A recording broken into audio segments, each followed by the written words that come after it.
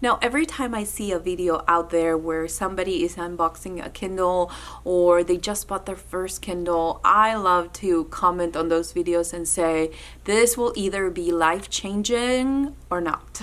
It's one or the other. And when I got my Kindle, I didn't know really how much I was gonna love it, but there are certain things that for certain people will make sense and will help you read a lot faster. Kindles are so lightweight, so if compared to a tablet, if you think that a tablet is the same as a Kindle, it's not. It's so lightweight that it makes it so much easier to hold. You can hold it from here, which I find a little bit kind of awkward from the bottom, but I got this pop socket from Amazon, I think for a couple of dollars, and I can use it in so many ways. When I'm tired to hold it with one hand, put it on the other one. Sometimes I'll prop it on my, blankets or whatever, but it's so super easy to hold. It's almost like it becomes part of you as you're reading. Another thing that I really like about the Kindle, is that it has this backlight, which doesn't make my eyes get so tired of reading. And that's kind of a problem if you enjoy having a physical book because it makes you sleepy. In my case, I get so sleepy when I read at night a physical book that it makes more sense for me to turn on my Kindle and read for a lot longer.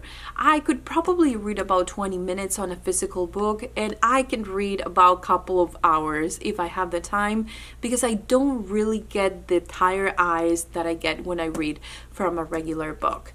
Now, most people will say, well, the blue light and this, well, that's why the Kindle is different. One thing is reading on your phone or your tablet, and another thing is reading on a Kindle Paperwhite that is only black and white, and you can manage the settings from the top, and you can decide how bright you want the screen or how much light you need. It's also non-reflective, so you can see a little bit of the light, but I do have a big light right behind the camera. And so even if you want to take it out in the park or read outside, you're not gonna get that glare that you get from a regular screen. Also, with a physical book, you will need a little light to read it. My husband is really finicky about light at night. It wakes him up. Any kind of light for reading. When I use my Kindle, it doesn't really bother him. So that's definitely something that I saw the benefit in my personal life. Another good thing is if you have insomnia and you sleep with somebody that is that cranky, you can wake up 100 times, turn on this, keep reading your book, and you're not going to bother anybody. Another thing that I do like about the Kindle is the fact that because it's so small, because it's so lightweight, I can put it inside my purse and it goes everywhere. Now, I'm gonna compare it with a regular hardback book, and you can see how much smaller it is. And it doesn't mean that the font is gonna be small, because you can adjust it to whatever size of font you want. And honestly, this is a lot easier to put in any of my purses because it's just smaller, so it's more convenient. And if you are the kind of person that has ADHD and you think that you're not able to pay attention to a book, try a Kindle.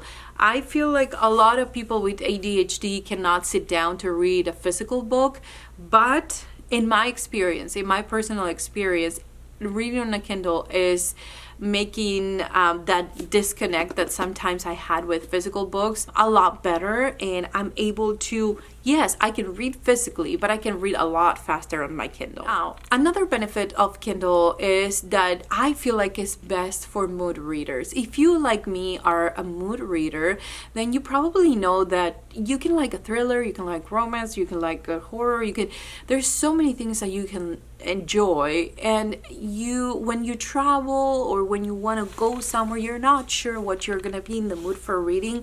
I feel like having a Kindle is having a library. You can pick and choose depending on your mood, and that makes it so much easier. For me, right now, I'm gonna go away for the holidays, and I'm gonna be away for a couple of weeks, and that means that I need to figure out what I will be reading for the next couple of weeks. And I can finish a book a day if I have the time, which, since I'm gonna be on vacation, I will. So I'm like, how am I going to take, 10, 20 books and fit it somewhere? I mean, that's a lot of weight. That's a lot. So having a Kindle, for me, it helps me with my mood reading, because it gives me the peace that I have pretty much anything I want, any genre, and if I'm not inspired or anything, if I can't find anything that I'm in the mood for reading, I have my favorite authors that I can go back to and read on Kindle Unlimited, or I'll just look up a video on YouTube about the best thrillers, the best romance, the best horror on Kindle Unlimited. Another benefit of Kindle is again, we come back to space, but I feel like it's a very practical way to put it this way. If you have a small house, if you live in a small apartment, if you don't have the room to have books, it's okay to have your entire library in a Kindle. I don't know how to explain this, but let's normalize that. I mean, we don't have to have a physical copy of everything unless you want to have that physical book because it brings you joy. There's no reason to pile books on the floor, cover your entire floor of your apartment with books when you can have them all here. There's no reason for that. And I feel like, having 200-300 books in a Kindle, I mean, you would have more than enough to be able to pick whatever book you're in the mood for reading. So yes, it saves a lot of space. We are building our house. It's actually being built as we speak. And so because of that, we lived in this small space for 5 years. And I cannot tell you how sad I was to have to get rid of a lot of my books that did not fit our space, but how amazing it was when I was able to get my Kindle and realize, oh my gosh, now I can have 10 books, and guess what? This is all the space that it will take.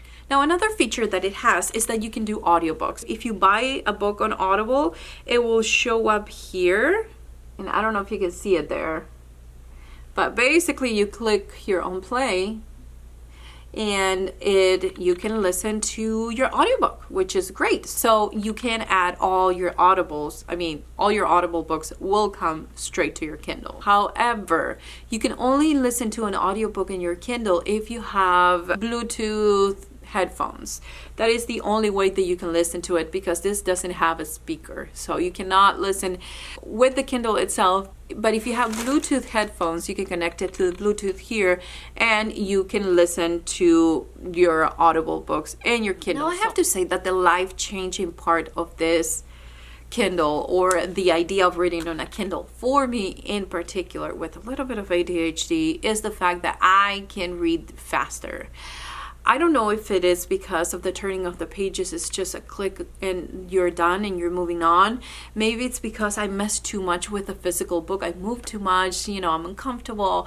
I just want to churn, or I want to be, and most of my reading happens at night, that I can read a lot faster when I'm reading on my Kindle. I can stay focused on the book more when I'm reading on my Kindle versus a physical book. It's just something in particular that works for me, and that's why I'm telling you it will be life-changing or not. It depends on how your brain works. Another thing that really keeps me reading for longer periods of time compared to a physical book is because it tells me how much longer I have in this chapter. It's either going to be 3 minutes or 7 minutes or 10 minutes or 30 minutes, depending how long the chapters are. But it kind of helps me decide where I want to stop, because I can do 3 more minutes, I can do 7 more minutes, I can do 10 more minutes, I can do 13 more minutes. And that way it keeps me reading for longer periods of time. And as soon as I see that we have 5 hours left on this book, 5 hours of reading, not the, right now I'm showing you an Audible one, but if I am reading, the book itself, and it says you have 5 hours left on this book, I'm like, okay, now I have to finish it. And I don't know what it is, why my brain works that way, I don't know. But the second that I hit the 5 hours, I need to finish it that same day, which means that I'm either going to stay awake until the wee hours of the night, or if it's a weekend, I'm gonna ignore some of the things I need to do to finish the book. And it really is one of those things that it helped me get through more books since I got it. And I had a time where I thought I was not using it enough, and kind of wondering if the purchase was worth it. But once I realized that reading here was way faster, I was more comfortable, I just overall pick my Kindle over a physical book for the reading at night. On top of that, I only charge my Kindle every 2 weeks, and I do use it for hours every single day, before I need to charge it. And it's never dead. By the time I'm going to charge it, I always have some charge left, but I want to make sure that I have it just in case I'm not at home and I'm just reading really into a book and something happens. If you think that some of the features that I mentioned is going to help you be more interested in picking up your Kindle, I'd say go ahead and buy it. I'm not even saying the newest one. I think mine is a 2021 or 2022. I don't even know which one it is, but it's not the latest one. I'm telling you, if all you want is reading, I think the Kindle Paperwhite is going to be all you need. Give it a try, see how it works, see if it helps you read faster, if it keeps you more engaged, more entertained, if it tricks you into reading a little bit more. I mean, reading more is always a good thing in my book. So let me know, do you have a Kindle? Do you read more on your Kindle or your book? Again, as I said, it may be life-changing for some and not for others. I'll see you guys next time.